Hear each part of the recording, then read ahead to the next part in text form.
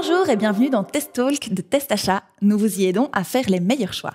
Aujourd'hui, nous allons parler de panneaux photovoltaïques avec Olivier Lesage, notre expert en la matière. Bonjour Olivier. Bonjour Marie. Alors, première question assez simple que tout le monde se pose. Quelle est la différence entre panneaux solaires et panneaux photovoltaïques ?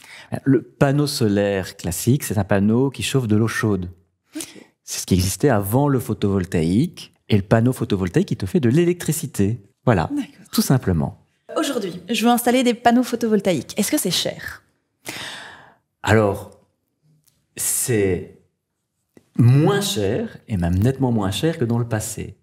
Alors, si on prend vraiment au début du photovoltaïque, on avait des panneaux qui coûtaient 6 000 € le kilowattheure. Je parle il y a déjà 15 ans et plus.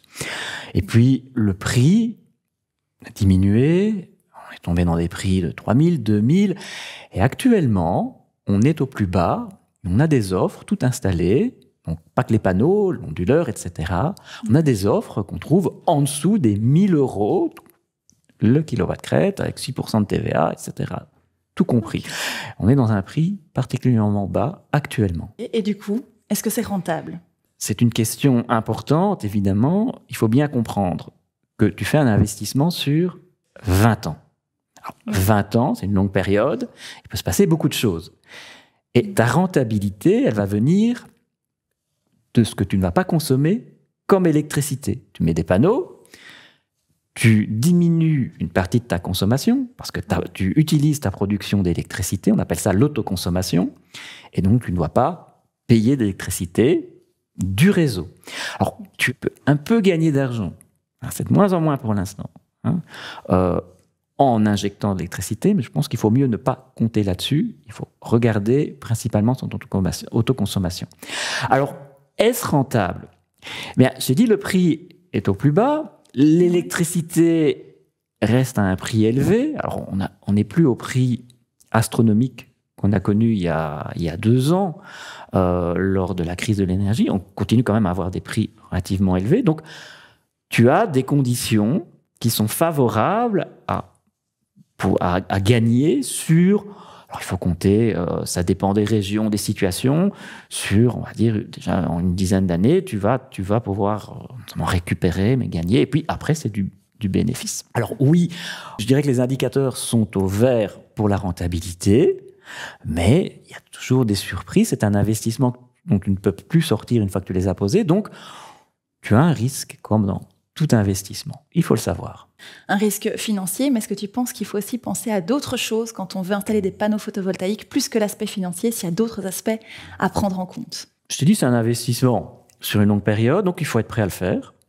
Et il faut être prêt à subir certaines variations. Alors, tu as des variations... Donc, tu peux avoir des problèmes techniques.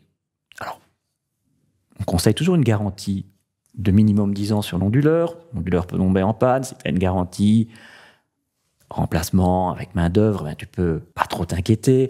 Bon, normalement, tu as une assurance dite incendie, qui couvre ta maison, mais aussi les panneaux photovoltaïques. Donc là, si tu as de la grêle, quelque chose qui va vraiment, une tempête, normalement, tes panneaux sont couverts. Donc là, il n'y a quand même pas trop de crainte.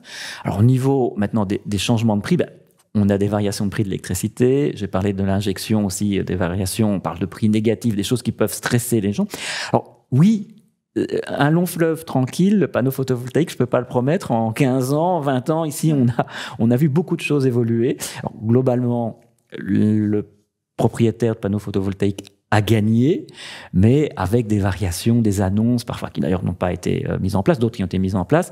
Et donc, si à l'avance, on se sent mal à l'aise avec ça, on va être stressé par toutes ces annonces, il faut peut-être envisager un autre investissement. Voilà, pourquoi on pose des panneaux ? Bon, on a parlé purement de l'aspect rentabilité, on peut avoir aussi une perspective d'environnement, d'avoir une production verte, locale. Donc, tu peux avoir ces perspectives-là. Mais voilà, promettre un long fleuve tranquille, je ne le ferai pas et je ne le ferai jamais. Alors moi, tu sais, j'ai des panneaux photovoltaïques. Comment est-ce que je peux faire pour maximiser leur rentabilité ? Et quand on veut en poser des nouveaux, comment faire pour qu'ils donnent leur maximum ? Bon, il faut bien se dire que les panneaux actuellement les panneaux posés actuellement et aussi dans toutes les régions, sauf la Wallonie, on ne va pas rentrer trop dans les détails, mais ton gain va venir de l'autoconsommation. Donc, tu n'as plus le compteur qui tourne à l'envers, c'est ça que je voulais expliquer, sauf pour les anciennes installations. Donc, tu vas essayer de consommer ton électricité produite au moment où elle est produite. C'est la première règle. Augmenter l'autoconsommation. Donc, faire fonctionner les appareils quand tu as du soleil. Ça, c'est vraiment la première règle. Avant de penser à des batteries, à des systèmes plus complexes, tu essaies d'autoconsommer. C'est comme ça que tu vas augmenter la rentabilité de tes panneaux. Et si je voulais en poser des nouveaux, comment est-ce que je les oriente? Est-ce qu'il y a une idée Dans le passé, on cherchait absolument le sud, l'Orient, avec la pente optimale, pour avoir optimisé, maximisé la production. Actuellement, on a un toit. Bon, souvent, c'est le toit qui décide. Si le toit est incliné, on ne peut pas changer son orientation. Mais des gens ont hésité parfois à poser des panneaux en orientation est-ouest. Parce qu'en se disant, mais ce n'est pas aussi optimal, je perds quelques pourcents de production. Seulement, actuellement, ce sont des orientations qui permettent d'avoir des pointes de production à des heures décalées par rapport à midi. Donc, par exemple, maintenant, on est au mois de juin, tu vas en avoir au matin, au soir. Ça tombe bien, c'est au moment où tu es là et c'est au moment où tu vas consommer plus d'électricité. Donc, il ne faut plus, et déjà avant, il ne fallait pas rejeter les orientations moins favorables que le sud. Parce qu'au final, ça servira au moment où on fait l'autoconsommation. Oui, et tu viens moins en concurrence avec les autres panneaux, donc c'est une bonne idée. Merci beaucoup pour tes conseils, et à bientôt pour un nouvel épisode de Test Talk de TestAchat, où nous vous aidons à faire les meilleurs choix. N'hésitez pas à laisser un petit commentaire, un petit like, des questions, et on vous répondra dès que possible.